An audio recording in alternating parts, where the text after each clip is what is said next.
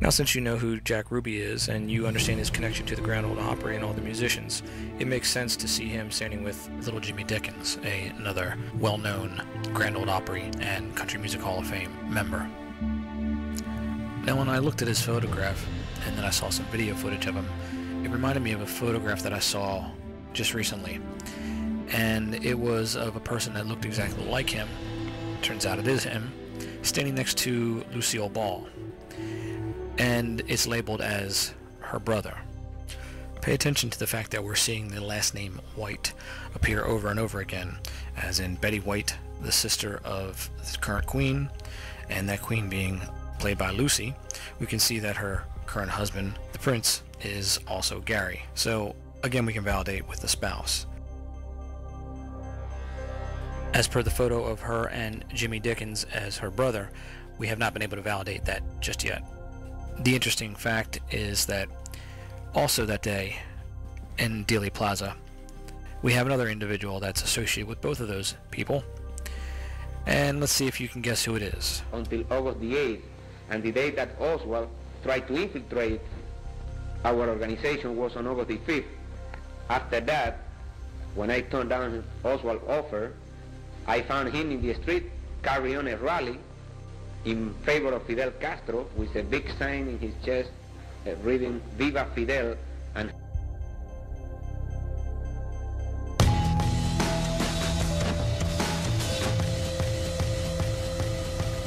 now the headliner of our show, direct from New Orleans. Ladies and gentlemen, Jada! Jada, how long did you know Jack Ruby? I knew Jack Ruby for approximately 4, 5, 6 months. In what relationship?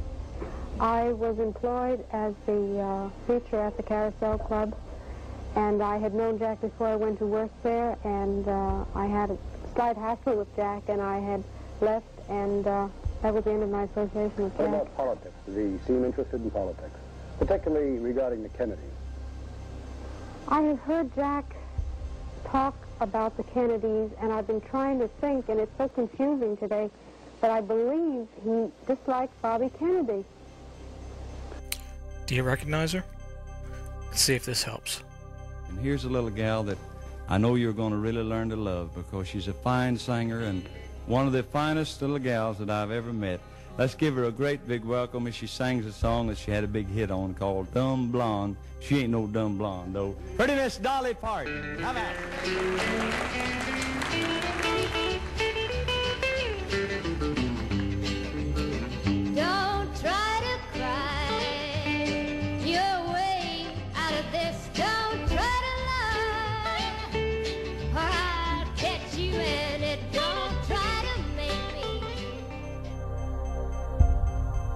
I watched a short clip with Kenny Rogers talking about Dolly Parton and their relationship, and he said that he had never ever seen her without her wig and her full makeup. Now that struck me kind of odd, as if she's hiding something. And as I thought about it, I looked at her face a little closer, and she sort of reminded me of Drew Barrymore. So I wondered, what was Drew's mother doing? It was a wolf whistle then. I can't believe it. Is it the Likely Lads? Oh, sorry about that. That was very nice. Did they do wolf whistle That in was America? very nice. Whoever wolf whistled, that was nice. Don't encourage them. Could be someone off a building No, site. it's 49. You know what they're like. No, at 49 years old to get a wolf whistle is damn cool. Oh, can I say damn? You can say damn if you like, but you can say just 49 years old. Are you really 49? You've took my breath away. Really? I didn't want it anyway, it smelt.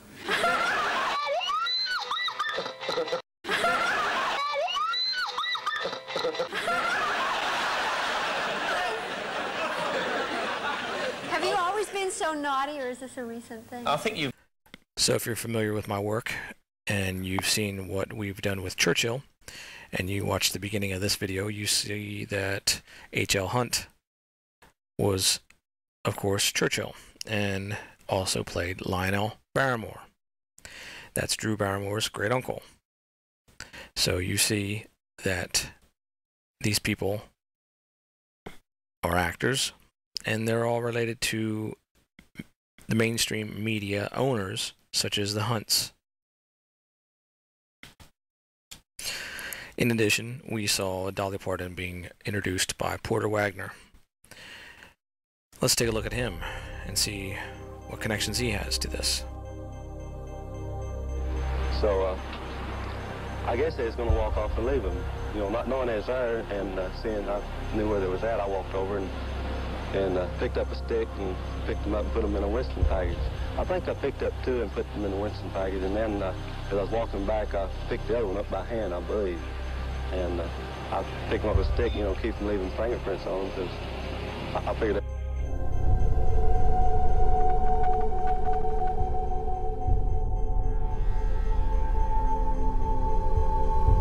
Calloway did go after him, didn't he? Yeah, Calloway took off to go try to catch him. And all of a sudden I heard some shooting. In fact, I heard 5 shots coming from the direction behind the lot over on 10th Street there. The television show Dallas was one of Tex Ritter's favorite TV shows. And we see Larry Hagman, of course, who played JR.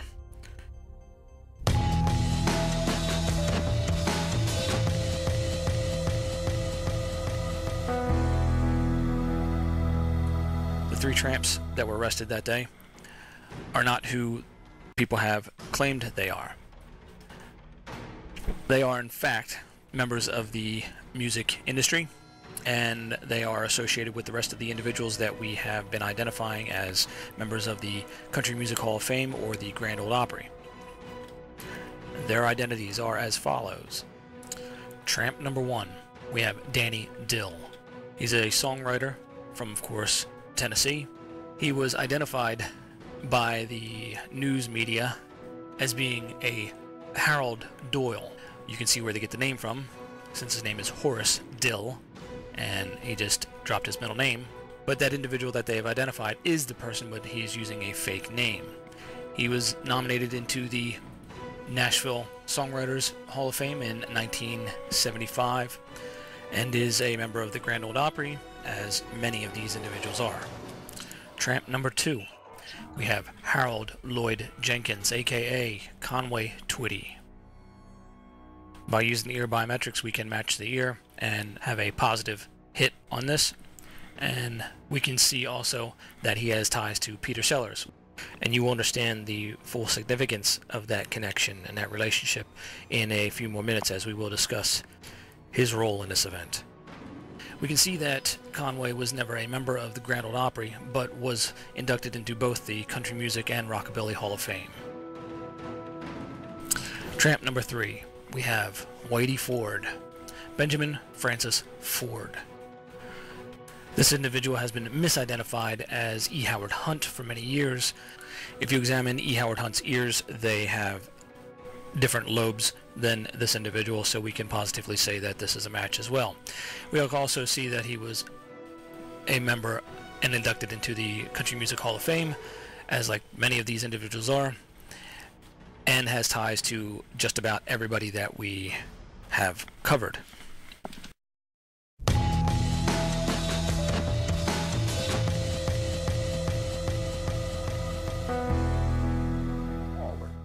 Dislodging him from this depression in the seat cushion and already favoring Mrs. Kennedy, he automatically fell in that direction. Of course, James is one of the famous photographers that day that took some very interesting photographs, but you might know his voice from somewhere else.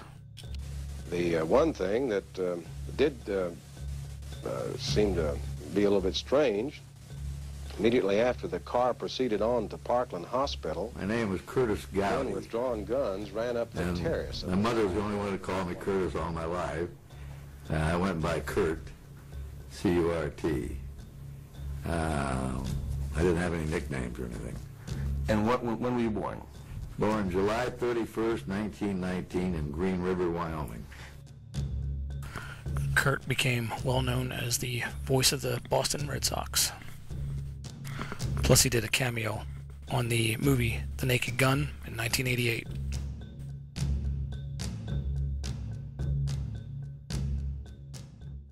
Visit, including reporter Bob Huffaker. My assignment was to go to Maine and Acard and to broadcast the motorcade as KRLD's last stop on the motorcade, the last reporter on the motorcade. I showed up and was gratified to see that and to broadcast the motorcade as KRLD's last stop on the motorcade.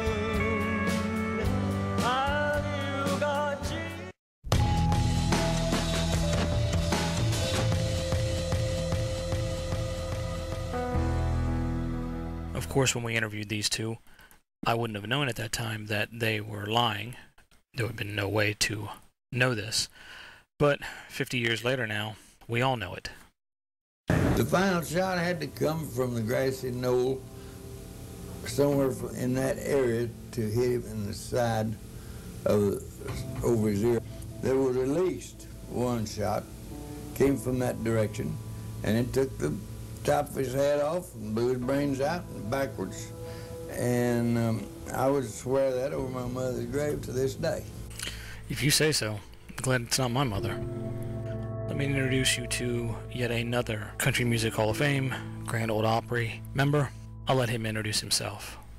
And that night, Slim Wilson, who was the best known radio personality there was there in Springfield on KWTO,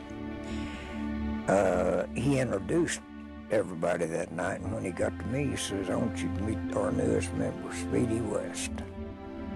He didn't tell me he was going to do it or nothing. My name is Wesley West. And he said, he called me Speedy. Well, I would have never took on that name back home. I'd been embarrassed in front of my parents and my brother and sister and my cousins and everybody, my friends. The final shot had to come from the grassy knoll, somewhere in that area, to hit him in the side of over his ear. There was at least one shot, came from that direction, and it took the top of his head off and blew his brains out and backwards. And I would swear that over my mother's grave to this day. Zephyr, that's what I went to California in. And we was going across that desert. And I got to remember that night at the schoolhouse when Slim introduced me as Speedy. But I would have never taken it on because it'd been embarrassing around my folks and friends. But I thought, I don't know a soul in California. And I want my $500 back that we paid for the interview. But anyway, well, what about the Mrs. Willis? Headshot seemed to come from the right front. It seemed to strike him here, and his head went back, and all of the brain matter went out the back of the head. It was like a red halo, a red circle with bright matter in the middle of it. It just went like that. It was a terrible time. There was a garden, a beautiful garden, we all want to see someday. Now, Kitty Wells was very good friends with Patsy Cline, who we know played Marina. So here's Kitty at Patsy's memorial. But look who else is there.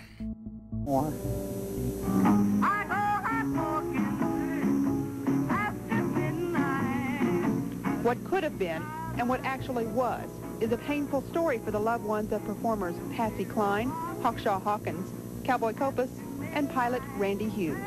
I was about 4.5 years old when it happened, and my brother was 2. Patsy's daughter Julie and granddaughter Michelle were just a few of the family members on hand for the dedication of this memorial in Camden, Tennessee. It's a granite reminder of the plane crash 33 years ago. For Julie, it's a loss she will always feel. And I sometimes wonder if who I am is a painful story for the loved ones of performers Patsy Cline, Hawkshaw Hawkins, Cowboy Copas, and pilot Randy Hughes. I was about 4.5 years old when it happened, and my brother was 2. Patsy's daughter Julie and granddaughter Michelle were just a few of the family members on hand for the dedication of this memorial in Camden, Tennessee. It's a granite reminder of the plane crash 33 years ago. For Julie, it's a loss she will always feel. And I sometimes wonder if who I am and what I am is a lot of what she would have me be. The family's loss is often overshadowed by the fans' loss. But no matter how it's viewed, it was total devastation. It's the worst thing I ever saw. That is Hawkshaw Hawkins. And on top of that, wait till you see who else is there with him. It's the worst thing I ever saw. And I'd seen some bad ones, I thought. Troy Odell was the first official on the scene after the crash. The first thing we noticed was a treetop broke out. And then we came on down, and there's a big hole in the ground where the propeller had hit. And then all down this hollow was just covered with debris, body parts. And it was a terrible sight. Jean Shepherd is the widow of Hawkshaw Hawkins. She attended the dedication with the son her husband never knew. I had a 15-month-old son, was 8 months pregnant with this one when his daddy got killed. And he was born the 8th of April. How many mothers out there would forget your child's birth date if it happened a month after your husband died in a plane crash? A month after the crash. So I had a rough time. Fans of Patsy's have long been able to visit the crash site, leaving notes and remembrances at this mailbox. But the newest memorial honors all the victims, which means a great deal to Kitty Wells and Johnny Wright, who counted them all as friends. And it's kind of sad in a way, you know, to come back here and know so many. Johnny Wright, the guy standing right there next to her, is Cowboy Copus. Crazy. Dad has a wall full of Mom's awards. I even accepted one for her after she died. But there's one honor that can't be matched. What she might say was the best thing ever happened to her was become a member of the Grand Ole Opry. She wanted to be that. Before we moved down here, she said, I want to move to... Charlie Dick. If you haven't caught on by now, the Dick jokes, they love them. There's a reason why you're going to find out at the end. But, as you can see, Charlie Dick is Cowboy Copus, who's still alive.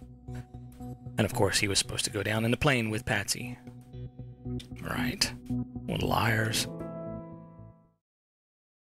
How many shots were fired? Walter, the obvious way to answer those questions seemed to be to talk to our eyewitnesses in Dealey Plaza. Ask them how many shots they heard and in what kind of sequence. So that's what we tried first. And this heart shall cease to beat, and they lay me down to rest. There were 4 shots. How many shots did you hear? I heard 3.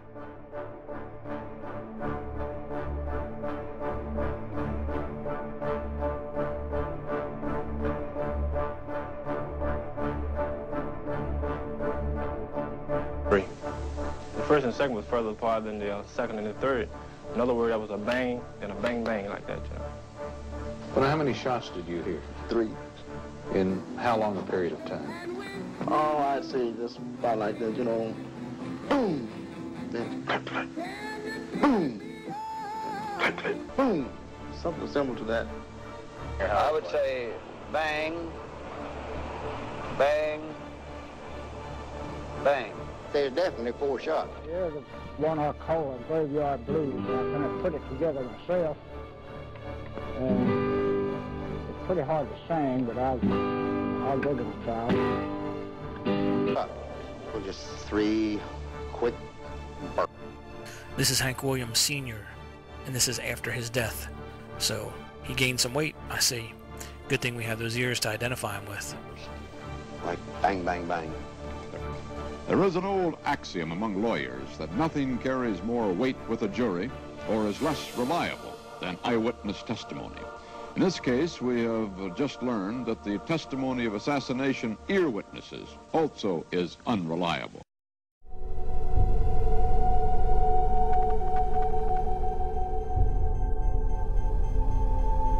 Word from Ron Ryland in the mobile unit that police have a suspect from the Texas Theater. He has a gun. We joined a police motorcade that was dashing to the Texas Theater where they had a report of a man coming in there that was armed. Let's listen to that voice one more time. We joined a police motorcade that was dashing to the Texas Theater where they had a report of a man coming in there that was armed. Of course, everything is black. The movie is going on. About I would say 200 or more police officers went into the theater and found a man. Ron Ryland. More like Ron Reagan. Remember, he's good friends with Tex Ritter. They've done many movies together. And just look at his hairline. And look at his hair. I mean, it's exact. The hairline with the widow's peak. Found a man sitting in the second row from the back that was armed with a shotgun.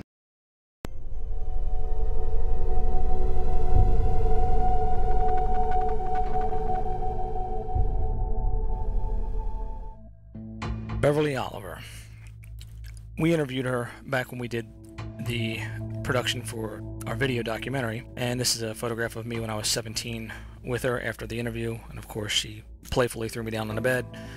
So she's always been a very likable, friendly person and enjoyable to be around. She's been on my Facebook friends list ever since, and up until recently, as you start to see the patterns between the country and western, the Grand Ole Opry singers, you begin to start looking at these individuals a little differently. And going through her friends list, you will find numerous individuals of interest. I'm sure you've heard the signing of the soul to the devil with reference to the music industry. Well, that's sort of true, and the devil being the, of course, publisher or a record label, because these actors or these musicians that are hired or funded to record an album, the record label forces them to take on a pseudonym name, so therefore that actor doesn't actually own the name, and the record label can do what they want with that name and put the money that they want behind it. This enables them to be secure in their financing of that individual, and it stops that individual from being able to take the listeners with them in case there was a fallout and they wanted to quit or they got fired. So the record labels, of course, have the right to do what they want with that character that they own, and they typically will kill them off before, of course, they normally die. This allows them to charge more for the merchandise and therefore make a larger profit from the legend that they create. But let's get back to Beverly. There's an individual in her Facebook list and her photographs that she calls her daughter. Now, when I looked at that photograph, I saw Carly Simon. So if Beverly is telling the truth and that is her daughter, then it's interesting because when I went to look up Carly Simon, I found Beverly as her sister. So I believe that this individual that she's calling her daughter is actually her sister. And the rest of the family, I think you'll find quite interesting as it plays a major part in this project. You'll see what I mean in a moment. This is a story of three sisters named Simon. Joanna is tallest, Lucy in the middle, Carly the baby. It is a story of love and friendship in a family of wealth and drive, and of how this small circle has grown to encompass a world of music. Their mother, who sang to them as she nursed them, is Andrea Simon. I believe she is Katharine Hepburn's sister, Marion Hepburn. Try Beverly Oliver. Anna chose opera for her career.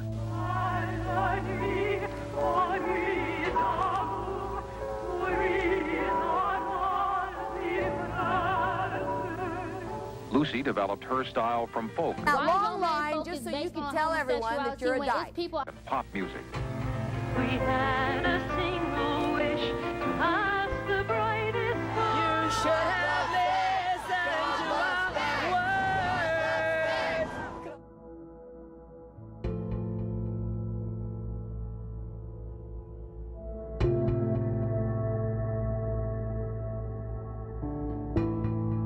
Wish to be just where we are. Carly is a rock singer, one of the country's most popular. That same silent baby, the policeman said, I could smell the passion of another man on your breath. There is a Simon brother as well, Peter, the youngest of all. a professional photographer who has chronicled the family in pictures since their father's death in 1960. Peter has published several books, including one on his sister Carly. 1, 2, 3.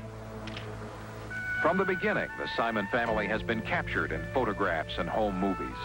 Photography was one of the passions of Richard Simon, the father. He was co-founder of the publishing empire of Simon & Schuster. And you will see the connection between the media conglomerate, such as National Amusement, which owns Viacom and CBS and owns Simon & Schuster. And we will see a comment from Sherry Redstone, the next in line to take over her father's business, and what she thinks about content and the importance of it in a few moments. This is what these individuals do. They create content. Let it be a fake event, it doesn't matter. They just need content to fill the screens and keep you coming back so they can sell advertising. That's all it's about, period. It's all about money and control and how much of the screen and the TV they can control. And that means your attention and your money.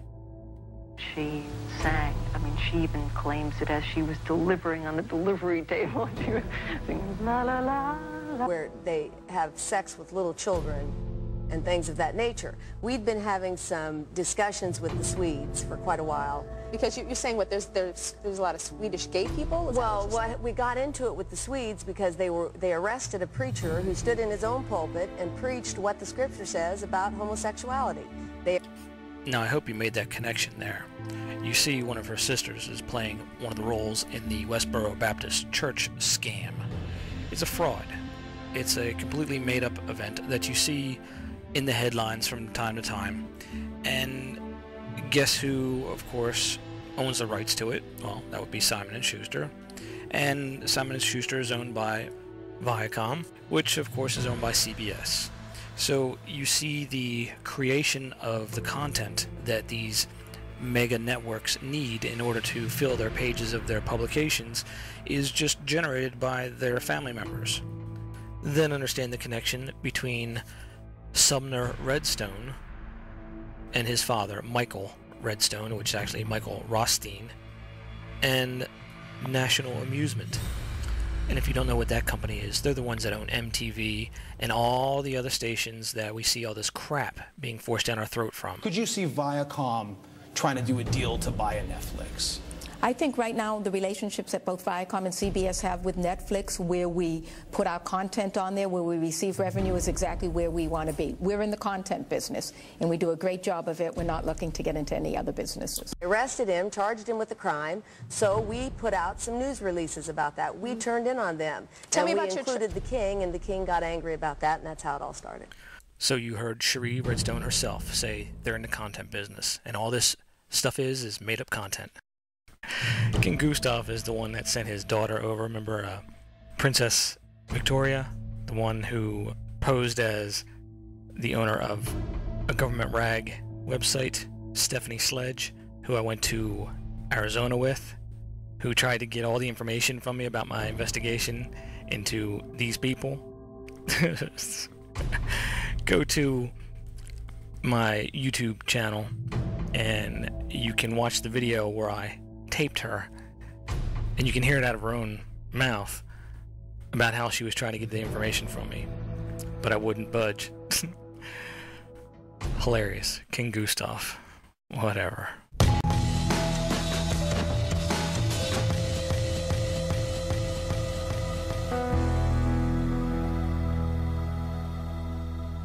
So Oswald's friend, Wesley Buell, took him to the depository that day.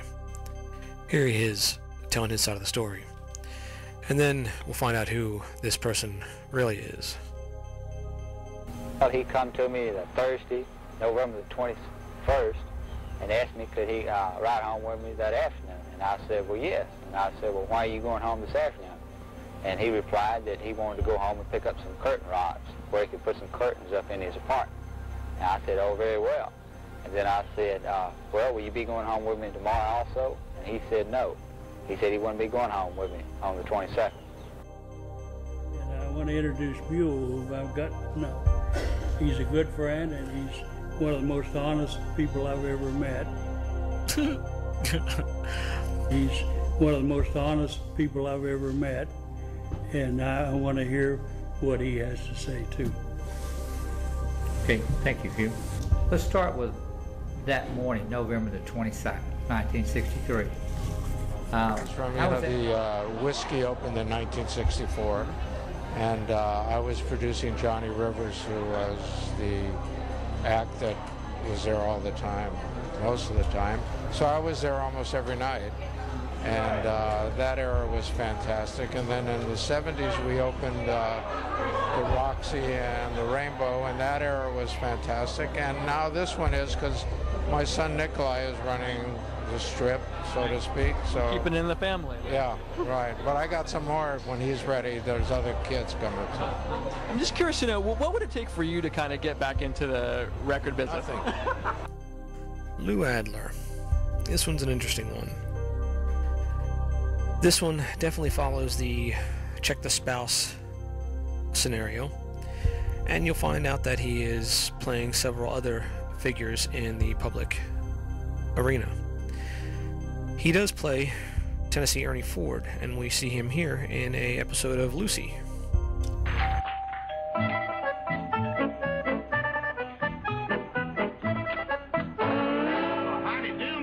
Hello, Mr. Higgins. I heard on the radio that you were moving here today, and I thought I'd stop by and welcome you. Well, ain't that nice, Effie? Oh, it sure is. Come in and make yourself to home. Yes, come on in. I want you to meet my kinfolks. Get up, Cousin, come. This is my wife, Effie. Hello, howdy. And that's her brother, Effie. Effie? Yes, and he was born ahead of her, and his folks call him Effie because if he was a girl, they was going to name him Effie. Now, as I previously stated, he plays another character. See if you recognize him in this. Does your dig that? No? Oh. Let's dig it. I thought you said your dog did not bite. That is not my dog. Or recognize him in this one. You heard him. Slow ahead.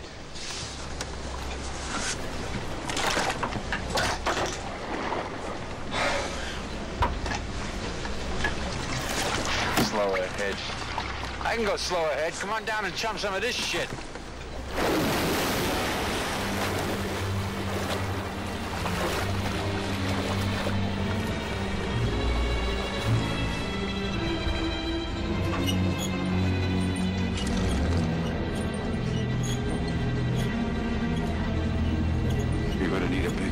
Made very welcome in those days. First of all, in those days you used to do impersonations, didn't you? That was what you based your act on. Yeah. What kind of impersonations did you do? I used to do Peter Lorre from the Morty's Fork, and you know. And I usually Humphrey Bogart and Peter Lorre and Sidney Greenstreet. My God, sir, you are a card. You really are a card. Stop twisting my arm, you hurting my arm. You're hurting me. So a selection of those. I see Tommy Hanley. Well, isn't that nice? What is it? So you ask, how do we know that he plays all these different roles? Well, like I said before, and like I've said a million times, check the spouse, and you'll see they're all the same. Even the divorced ones.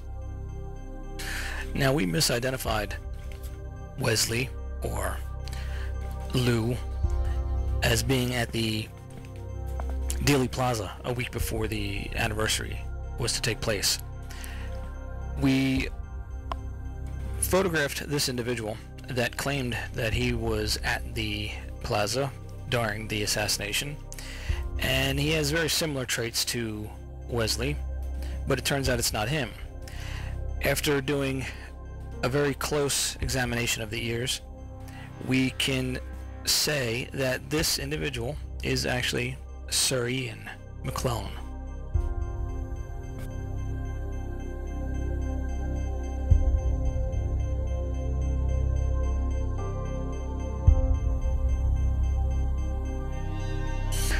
This next individual, you may know him currently as he played the judge for the Clay Shaw trial.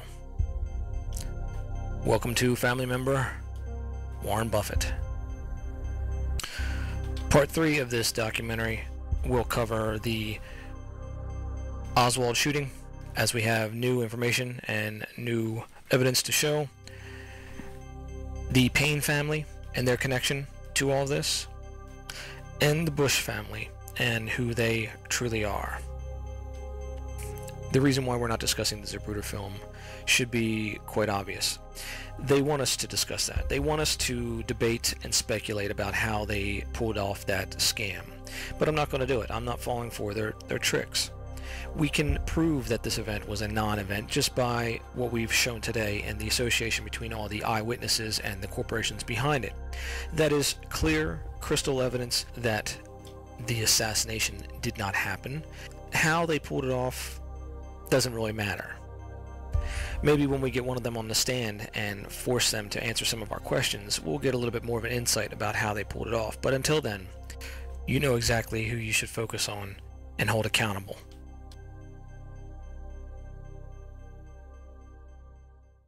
Song addresses a lot of things that I see going on. I mean, I think other people have to see it because it's right in front of your eyes, but maybe just it's too far outside of your reality to really fathom what's going on in the world today. Maybe I can get you to think about it though.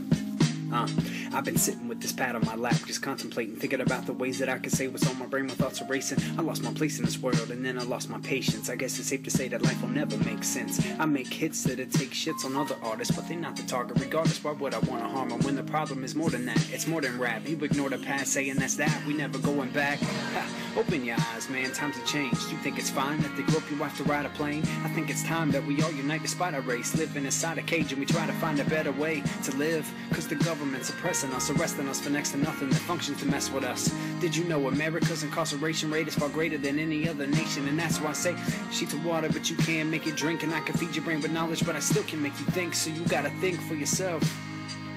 Just think for yourself. You could lead a sheep to water, but you can't make it drink. And I can feed your brain with knowledge, but I still can make you think. So you gotta think for yourself, motherfucker. Just think for yourself. The system had us bent over so long we think we standing, but I'll be goddamned if I don't see what they planning. I mean, we had all we needed and people took it for granted. Our rights are vanishing faster than ever. Corruption controls the planet. Why the fuck are we standing down? You gotta stand for something. The plot is not a myth. There's a lot of shit that needs discussion. Like, why the fuck do you want me to be a brainless zombie? Why you train the army to shoot like a target's painted on me? I hated Romney, but honestly it's astonishing. The kind of things Obama thinks is an option is not for me. This is not to be construed as gossiping, but talk to me. I'm offering my philosophy thoughts like it's a prophecy. Listen, it's time we start resisting the system. Become a statistic or pick a different agenda to live in. I'm giving a vivid image. The vision is how they get us, impairing our vision with a constant fear of terrorism. Sheep to water, but you can't make it drink. And I can feed your brain with knowledge, but I still can make you think. So you gotta think for yourself. Just think for yourself. You could lead a sheep to water, but you can't make it drink. And I can feed your brain with knowledge, but I still can make you think. So you gotta think for yourself, motherfucker. Just think for yourself. You could lead a sheep to water, but you can't make it drink. And I can feed your brain with knowledge, but I still can make you think. So you gotta think for yourself. Just think for yourself. You could lead a sheep to water, but you can't make it drink. And I can feed your brain with knowledge, but I still can make you think. So you gotta think for yourself. Just think for yourself. We should legalize freedom because it seems they want to take it all. It's like I can't speak my mind anymore without breaking laws. They want to silence you with violence involved and try to keep us quiet with the lies where they disguise it all. It's time to evolve, open your eyes through the fog, fight for a cause. If you cherish your life with a right to bear arms, they shred the Bill of Rights, the news doesn't cover it. But that's probably because their budget's covered by the government, so they cover other shit like who celebs are fucking with. I've had enough of it, but you stupid fuckers are loving it. Look, you need to do your own investigation, cause across the nation they got concentration camps awaiting. Procrastinating is something we don't got time to do. In the meantime, the scientists try to design a flu that they could try to use to reduce the world numbers. The world's under control, the people causing world hunger. Lead a sheep to water, but you can't make it drink. And I can feed your brain with knowledge, but I still can make you think. So you gotta think for yourself. Just think for yourself. You could lead a sheep to water, but you can't make it drink. And I can feed your brain with knowledge, but I still can make you think. So you gotta think for yourself, motherfucker. Just think for yourself, please. Please.